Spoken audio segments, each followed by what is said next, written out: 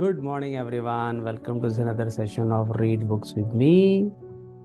हम लोग magic of thinking big पढ़ रहे हैं और बहुत ही powerful chapter how to think big, जो बुक का टाइटल भी यही है, मैजिक ऑफ थिंकिंग बिग। उसमें बहुत अच्छी अच्छी टिप्स दिए हैं ऑथर ने कि कैसे हम बड़ा सोचें, प्रैक्टिस कैसे करें। आज हम डे 22 पर हैं और यस्टरडे हमने जो कवर किया था, लास्ट लाइन बहुत पावरफुल थी उसकी, which is worth reading again. The price tag the world puts on us is just about identical to the one we put on ourselves. तो हम अपनी जितनी वर्थ अपने निगाह में रखते हैं, सामने वाला हमें उसी निगाह से तोलता है, वही हमारा प्राइस टैग डिसाइड करेगा। तो आज हम शुरू करते हैं चैप्टर कंटिन्यूशन में। Here is how you can develop your power to see what can be, not just what is. Future में क्या हो सकते हो आप, उसको एनालाइज करना आप अगर सीखना चाहें। I call these the practice adding value exercises. Practice करो वैल्यू ऐड करने की एक्सरसाइजेस बताई है इन्होंने। पहला पॉइंट है practice adding value two things. Remember the real estate example, जो पिछले कल हमने डिस्कस किया था परसों वाले सेशन में। Ask your self, what can I do to add value to this room or this house or this business. Look for ideas to make things worth more. A thing, whether it be a vacant lot, a house or a business, has value. क्या value है इसकी? In proportion to the ideas for using it. आज जो है वो नहीं, future में क्या बन सकता है उस बिजनेस से, वो उसके कारण उसकी वैल्यू होती है। Practice, second point, practice adding value to people. पहले था थिंग्स, अब आया people. As you move higher and higher in the world of success, more and more of your job becomes people development. Ask, what can I do to add value to my subordinates? What can I do to help them to become more effective? Remember, to bring out the best in a person, ध्यान से सुनिए, to bring out the best in a person you must first visualize his best. एक मूर्तिकार को उस मूर्ति के अंदर कोई फोटो या कोई प्रतिमा नजर ही नहीं आ रही, तो उसको चिजल करके निकालेगा कैसे? तो आपको हर पर्सन के अंदर वो पोटेंशियल नजर आने चाहिए, तभी आप उसको चिजल करके उसको हेल्प कर सकते हो ग्रो करने के लिए। Practice adding value to yourself, अपने लिए भी वैल्यू ऐड करें। Conduct a daily interview with yourself. Ask, अपने लिए इंटरव्यू ले रहे हैं और उससे अपने आप से पूछें, what can I do to make myself more valuable today? Beautiful line. अपने आप को वैल्यूएबल बनाने के लिए मैं आज क्या कर सकता हूँ? Visualise yourself not as you are but as you can be. Then specific ways for attaining your potential value will suggest themselves. आप अपने माइंड को सिग्नल दोगे तो आपका माइंड आपको आइडियाज भी देने लग जाएगा, अभी क्या कर सकते हो अपनी वैल्यू को इंक्रीज करने के लिए। आप just try and see. Author इतने कन्विक्शन और कॉन्फिडेंस से कह रहे हैं, I can substantiate it because I am applying all this principles in my life. बहुत अमेजिंग किताब है, I am telling you. Example दिया उन्होंने। A retired owner manager of a medium-sized painting company, 60 employees जिसके थे, explained to me how his successor was picked. Right, retired owner manager, जो owner था उसने सक्सेसर कैसे पिक किया, देखिए। 5 years ago my friend began, he I needed an accountant to help up to head up our accounting and office routine. The fellow I had was named Harry and was only 26. He knew nothing about the printing business, but his record showed he was a good accountant. Yet a year and a half ago, when I retired, we made him president and general manager of the company. बताइए, 26 साल की as में उसने company को join किया था accountant, और मतलब 5 साल पहले, मतलब 3.5 साल में, वो कह रहा है 1.5 साल पहले उसको मैंने प्रेसिडेंट बना दिया। क्या किया उस बच्चे ने? सुनिए अब ध्यान से। Looking back on it, Harry had one trait that put him out in front of everyone else. Harry was sincerely and actively interested in the whole company, not just writing checks and keeping records. Whatever he saw, how he could help, whenever he saw how he could help other employees, he jumped right in. उसने अपने काम से काम नहीं रखा, खाली उसने पूरी कंपनी के अंदर अपने आप को इन्वॉल्व कर देखा, जहां मैं लोगों को हेल्प कर सकता हूँ तो कूद पड़ता था. The first year Harry was with me, we lost a few men. Harry came to me with a fringe benefit program, which he promised would cut down turnover at low cost. And it worked. कुछ बंदे चले गए तो Harry being accountant उसने ideas दिए कि कैसे हम फ्रिंज बेनिफिट प्रोग्राम रखें जिससे हमारी कॉस्ट कम हो जाएगी, और वो हुआ. Harry did many other things to which helped the whole company, not just his department. He made a detailed case study of our production, बताओ, department production department, and showed me how a $30,000 investment in new machinery would pay off. Once we experienced a pretty bad sales slump, Harry went to our sales manager and said, in effect, I don't know much about the sales end of the business, but let me try to help. And he did. Harry came up with several good ideas which helped us sell more jobs. वो accountant है, वो production में भी involve हो रहा है, मशीनें भी सजेस्ट कर रहा है, सेल्स में भी इन्वॉल्व होकर सेल्स बढ़ाने में भी हेल्प कर रहा है, जबकि तनख्वाह उसको अकाउंटेंट की मिल रही है. वही हम अपने प्लेटफॉर्म पे सिखाते हैं कम्युनिटी में. पैसा कमाना बहुत आसान है, सिर्फ फोकस करो, 10 गुना ज़्यादा वैल्यू ऐड कर लो. जो भी काम आप कर रहे हो, पैसा अपने आप आपके पास चल रहा है. सेम हैरी ने किया, देखिए उसने 10 गुना ज़्यादा वैल्यू ऐड की. उसने वेट नहीं कि आज तो मैं सिर्फ अकाउंटेंट के अकाउंटेंट वाले ही काम करूंगा, मुझे तो 15,000 मिलते तो 15,000 जितना काम करूंगा. ना ना ना. जिसको मैं बोलता हूँ owners mentality. When a new employee joined us, Harry was right there to help the fellow get comfortable. Harry took a real interest in the entire operation.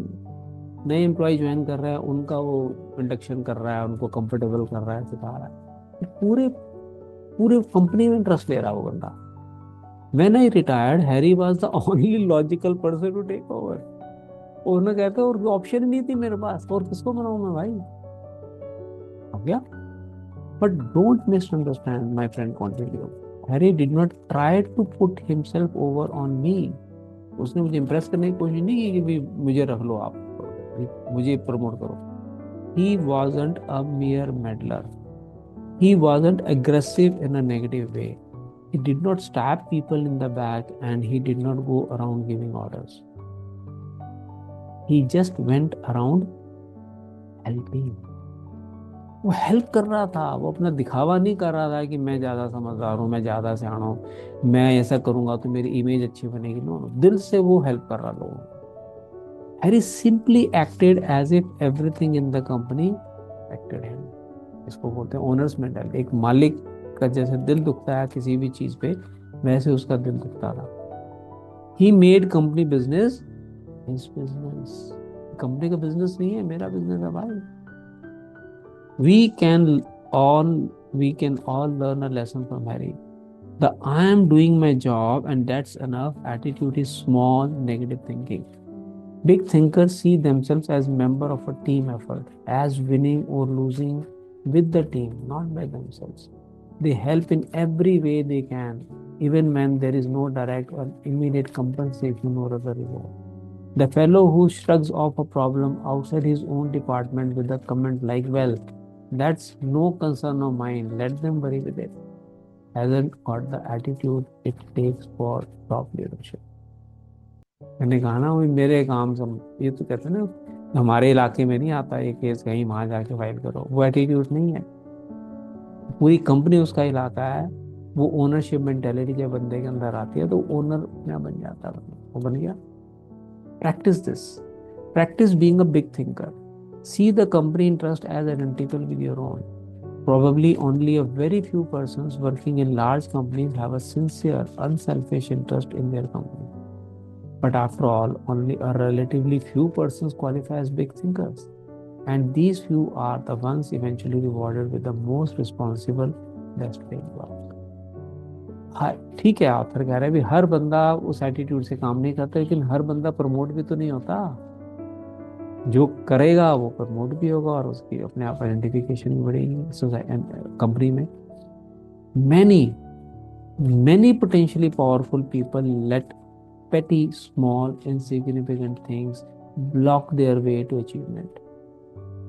Let's look at 4 examples. मतलब बंदे में potential बहुत है लेकिन ये छोटी सोच के कारण वो अपने ग्रोथ के पोटेंशियल को हार्म करते हैं. चार कुछ एग्जांपल दिए हैं उन्होंने.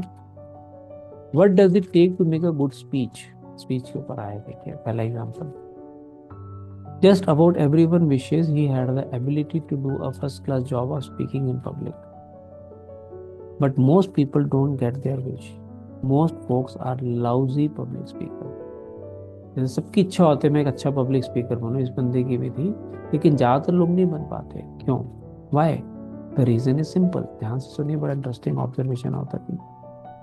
Most people concentrate on the small trivial things of speaking at the expense of the big important things. वो बोलने में फोकस कर रहा है, बड़ी चीज पे ध्यान नहीं दे रहे. In preparing to give a talk, most people give themselves a host of mental instructions like क्या क्या कह रहे हैं देखिए बोलने से पहले.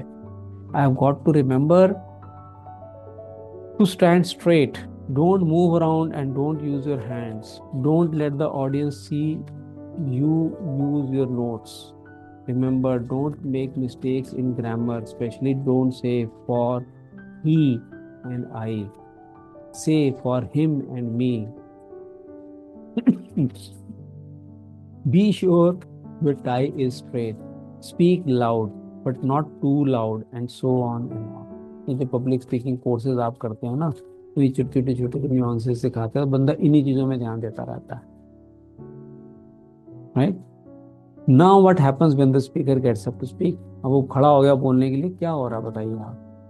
ही इज स्केयर्ड, डरा हुआ हो. Why? Because he has given himself a terrific list of things not to do. ये नहीं करना, वो नहीं करना, चेहरा सामने होना चाहिए, पीठ नहीं करनी चाहिए, बॉडी लैंग्वेज यूज करनी है. He gets confused in his talk and finds himself silently asking, Have I made a mistake? बार बार अपने से पूछना, मैंने गलती तो नहीं कर दी, मैंने गलती तो नहीं कर दी. He is in brief a flop. He is a flop because he concentrated on the petty, trivial, relatively unimportant qualities of a good speaker and failed to concentrate on the big things that make a good speaker. अब क्या चीजें हैं जो इंसान को good speaker बनाती हैं?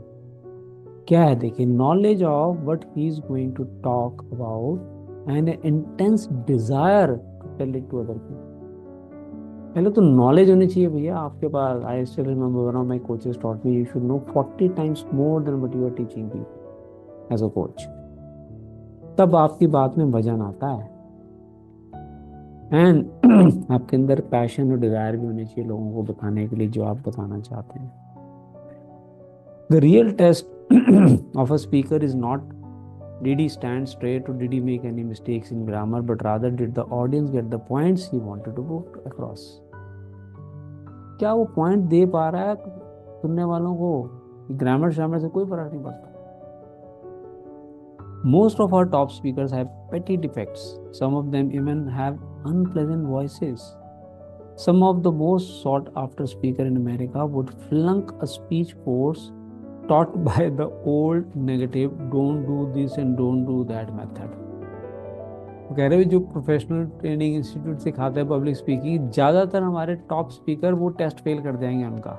इतनी गलतियां करते होते लेकिन तभी बहुत अच्छे स्पीकर हैं. बहुत जल्दी हमें कोर्स शुरू करने जा रहे हैं कम्युनिकेशन के ऊपर. Everyone communicate but few connect.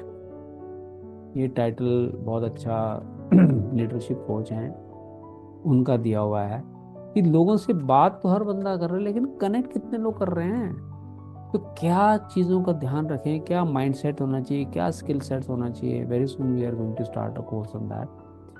कि जब आप बात करें तो लोगों को मजा आए आपसे बात करने का, आपको सुनने का मजा आए, मंत्रमुग्ध हो जाए आपकी बातों से, वो हिप्नोटाइज सो कॉल्ड. मतलब ध्यान कहीं दूर तो जाए ना, इतना अच्छे तरीके से आप बात करें. उसके पीछे कुछ छोटे छोटे डूज एंड डोंट्स हैं जो आप फॉलो करें. माइंडसेट और स्किल सेट को सीख कर प्रैक्टिस करें. You can also become a very effective speaker and connector rather, not only speaker. Yet all these successful public speakers have one thing in common. क्या है? They have something to say and they feel a burning desire for other people to hear it. उनके पास कुछ है कहने के लिए और वो चाहते हैं लोगों को वो चीज़ सुनाना. Don't let concern with trivia keep you from speaking successfully in public. छोटी छोटी चीज़ों पे ध्यान मत दो, बड़ी चीज़ पे ध्यान दो. तो आज इतना ही हम कवर करते हैं और नेक्स्ट सेशन में हम मंडे को कवर करेंगे व्हाट कॉजेज क्वारल्स. ये क्यों झगड़े हो रहे हैं कम्युनिकेशंस के कारण, क्यों सोच के कारण झगड़े होते हैं. बहुत इंटरेस्टिंग चैप्टर रहेगा ये. तो हमारा डे होगा नेक्स्ट सेशन में डे 23. लिख लेता हूँ ताकि दिन आगे पीछे ना हो हमारे. So thank you everyone for joining. I believe you are getting the message, applying it and producing results. And do come back for this video and comment box में डालें कि आपने क्या सीखा और अप्लाई करके क्या बेनिफिट्स लिए. Thank you everyone. Bye bye. Take care.